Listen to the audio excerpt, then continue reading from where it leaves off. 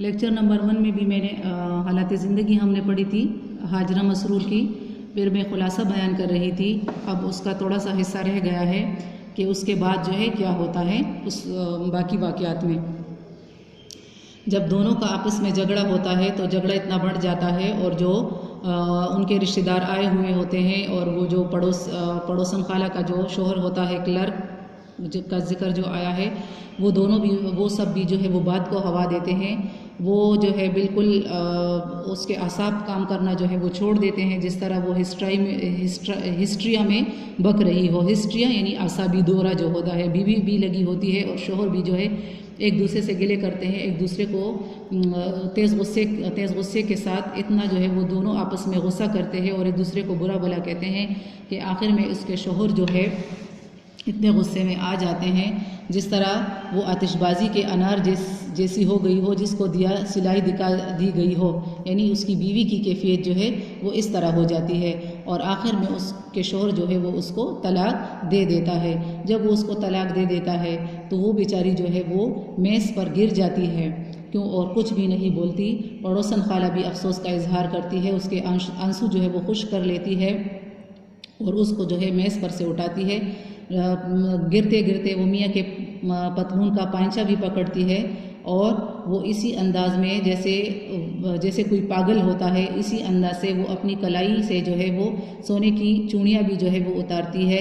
उसके सर से वो चादर भी गिर जाता है और वो सब खामोश हो जाते हैं। इस दौरान जो कमरे में चिड़िया आई होती है वो भी ऐसे हरासा होती है कि उसको बाहर मिलने के लिए कोई रास्ता भी नहीं मिल रहा होता और वो इस तरह कांपते हाथों से कानों में छोटी छोटी जो बालियाँ हैं वो भी उतार लेती है जो इनके जहेज़ की थी। वो कांपती हुई कड़ी हुई और सर पर से तिले की काम वाली चादर भी उतार कर मेज़ पर डाल दी और खामोशी से दरवाज़ा खोलकर दूसरे कमरे में चली गई। और फिर सब आखिर में क्या कहते हैं बेचारी का लड़कों पर भला क्या हक, क्योंकि उसके जो बच्चे हैं, अरे कोई बेटी ही पैदा हुई होती तो यूँ अकेली ना निकलती घर से। हाँ, पड़ोसन खाला ने सोचा और अपनी आंखें और नाक पहुँचती दूसरे कमरे में इनके पास चली गई। अब कमरे में खामोशी और सर्दियों की शाम का अंधेरा उतर रहा था। मियाँ ने हाथ बढ़ाकर बिजली का बल्ब रोशन किया तो चिड़िया पैर हर तरफ उड़ने और रोशनदान के शीशे से टकराने लगी। मियाँ ने चिड़िया को देखा और फिर बाहर खुलने वाला दरवाज़ा खोल दिया कि चिड़िया घोंसले तक पहुँचने का रास्ता खुद तलाश कर लेती है। ये अफसाना जो है वो हाजरा मसरूर की एक तसनीफ़ करदा किताब है, चांद के दूसरी तरफ, उससे जो है ये माखूज़ है, यानी अख़ज़ किया गया है, लिया गया है। अब हम मश्क की तरफ आते हैं कि मश्क से पहले इस सबक में जो मुश्किल अल्फाज है उसके मायने में मैं आपको बता दूं। आप बुक में जो है पेंसिल के साथ उसको अंडरलाइन करें और फिर उसके ऊपर जो है वो लिखें ताकि आपको मुश्किल अल्फाज के मायने आएंगे तो उस पैराग्राफ को आप आसानी से जो है वो समझ सकते हैं। लरज़ रहे थे, कांप रहे थे, कहर, धुंध, दम नहीं, ताकत नहीं, निमट गए, ख़त्म हो गए, मरती कपती हूँ बेहद मसरूफ़, अकड़ू पंजों के बल, इजहारे बेजारी का कलमा, साधु दरवेश मलंग, त्यागी तारिक दुनिया यानी दुनिया को ख़त्म समझने वाला, सेनेटोरियम एक हस्पताल जहाँ किसी ख़ास मर्ज़ का इलाज होता है, ख़ुसूसन टीबी का इलाज या तपेदिक का इलाज, लू, गर्म हवा, चाप कदमों की आवाज़, दुकड़ा, दुख का इसमें तस्गीर है किस तरह, यानी कवायद की रूह से हमारे पास होता है इसमें मुकब्बर, इसमें मुसग़्ग़र। अरबी के लफ्ज़ हैं मुकब्बर मुसग़्ग़र, यानी मुकब्बर बड़े को कहते हैं और मुसग़्ग़र जो है वो छोटे को कहते हैं। तो यहाँ पे दुख हमारे पास मुकब्बर है यानी बड़ा और इसका मुसग़्ग़र जो है वो दुकड़ा है। जिस तरह मिसाल के तौर पर हमारे पास एक होता है राह, तो राह हमारे पास जो है वो है राह हमारे पास इसमें मुकब्बर है, इसमें मुसग़्ग़र है सॉरी, और शाहरा जो है वो हमारे पास इसमें मुकब्बर है। राह हमारे पास इसमें मुसग़्ग़र और शाहरा यानी बड़ा हो जाता है तो वो इसमें मुकब्बर है हमारे पास। फिर आगे हम आते हैं कटीले, तल्ख़ या तेज़, तमानियत, इत्मीनान, झंझलाकर, गुस्से से, तनतने, अकड़, दर्स, दराड़, डंडी मार लेना, कम तोलना, यहाँ मुराद यानी कम खरीदना। चिड़चिड़ी, बदमिजाज। पंदे, धागे या रस्सी के हल्के या जाल। लकिया, लखपति। यहाँ पे एक ज़रबुल मिसल आया है इस अफसाने में, बाप लकिया नहीं माँ पसंदहारी बली। यानी इस ज़रबुल मिसल का मतलब ये है कि बाप चाहे जितना भी लखपति क्यों ना हो, गरीब माँ जो है वो अपने बच्चों की जो है वो बेहतर जो है वो परवरिश करती है। पसंदहारी, आटा पीसने वाली। भली, अच्छी। धमक, सदमा। मुनसफी, इंसाफ। नीमवा, आधी खुली हुई। तमतमाया हुआ, सुर्ख और गरम। हतक, तौहीन, बेइज्जती। दाद तलब, तारीफ कराना। खुदा लगती, सच्ची बात, हक की बात। रेजगारी, टूटे हुए रुपए के हिस्से यानी अटन्नी, चवन्नी, 10 पैसे जो आज के ज़माने में नहीं है। सही पटड़ी पर डालना, हम ख्याल बनाना। मुंह बसोरना, रोने की सूरत बनाना। कपकपाकर, काम कर। रसान, आहिस्तगी। छिछोरी, कमीनी। आग बगोला हुए, मुहावरा है, मुहावरे की तारीफ हम कर चुके हैं पहले भी। बहुत ज़्यादा गुस्से में, खोलाओ। गुस्सा, जज्बात की शिद्दत। हरासा, घबराई हुई। बाबा, बाप। लत, बुरी आदत। धरे, रख के। तड़क कर, गुस्से से। कसीदा, ऐसी नज़म जो किसी की तारीफ में लिखी जाए यानी तारीफ करना। फुपक्खर, शिद्दत जज्बात से। तकें, देखें, नाकिस, खराब। अलम, दुख या गम। हिस्ट्रिया, आसाबी दौरा। ऊंध गई, उल्टी, लेट गई। खंकार कर, खांस कर गला साफ करते हुए। कसूट कर, नोच कर। कोड़ी, पैसा। बैन कर, बुलंद आवाज से रोना। सिला, बदला। सफ़ा नंबर 49 पे जो है वो मश्क है। इस अफसाने का मरकज़ी ख़याल बयान कीजिए। तो मरकज़ी ख़याल इसका जो है हाजरा यानी हाजरा मसरूर ने इस अफसाने में हमें क्या बताने की कोशिश की है, यानी इसका मरकज़ी ख़याल ये है कि औरत की मज़लूमियत है। हमारे मुआशरे में औरत की हैसियत एक मज़लूम व मजबूर बेबस हस्ती की रही है और ये हस्ती जो है ज़्यादती का निशाना बिला वजह बनती रही है। अगरचे शरअन यानी शरई तौर पर मर्द को औरत पर फ़ोक़ियत व फजीलत हासिल है, लेकिन इस्लाम ने औरत के हकूक़ भी मुतय्यन यानी मुकर्रर किए हैं।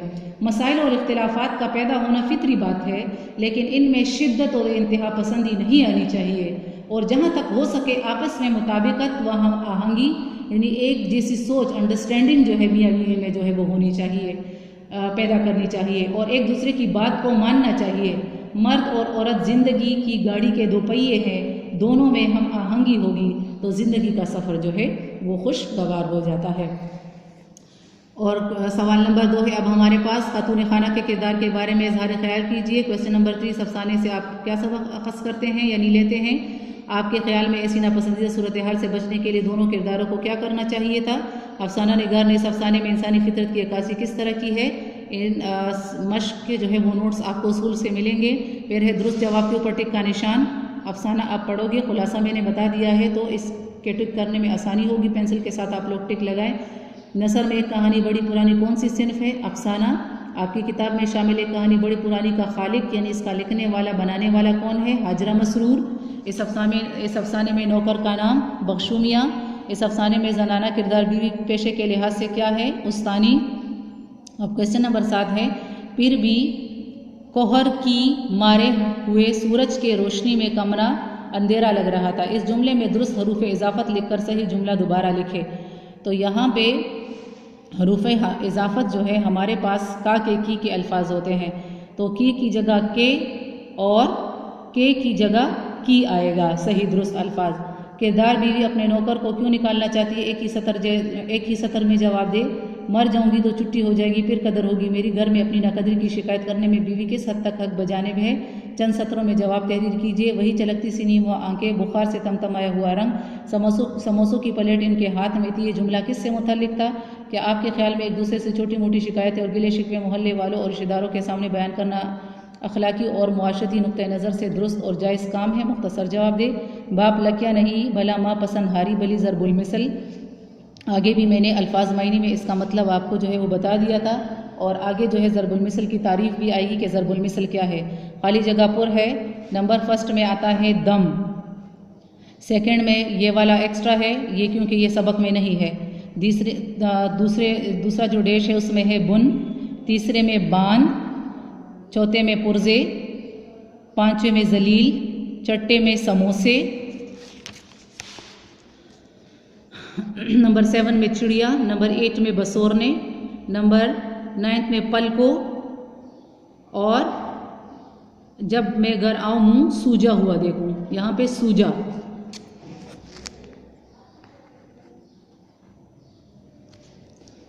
और आखिर में है सदा, और दूसरे में आया है मियाँ मुँह लटका कर बोले। फिर इक्तिबासात हैं हमारे पास 1 2 3 4 5 6 7 8 9 10। इसमें से 4 जो है वो आपको नोट्स में मिलेंगे और बाकी आप लोग खुद घर में जो है वो बनाने की कोशिश करेंगे, क्योंकि जब आप लोग अफसाना पढ़ लोगे तो इसकी जो है वो सियाक व सबाक और तशरीह जो है वो आसान हो जाती है। फिर है क्वेश्चन नंबर 11, हकीकी तस्कीर व तानीस। अब हमारे पास अल्फाज जो है आप किस तरह पहचानोगे कि आया ये मुज़क्कर है या मुअन्नस है। इसकी तारीफ में हम पढ़ते हैं उर्दू में बिल अमूम यानी आम तौर पर वो अल्फाज हकीकी या जानदार अशिया के नाम यानी चीज़ों के नाम मुज़क्कर बोले जाते हैं जिनके आखिर में अलिफ हो। अलिफ कैसे हो? मिसाल के तौर पर लड़का है तो लड़का के का के साथ अलिफ है तो ये हमारे पास क्या हुआ? मुज़क्कर। और अगर हाय हुज यानी ये गोल है जो है हो तो मुअन्नस। कैसे? जैसे बारगाह, राह, निगाह, तनख्वाह। तो ऐसे अल्फाज हमारे पास कौन से अल्फाज में आते हैं? मुअन्नस के अल्फाज में आते हैं।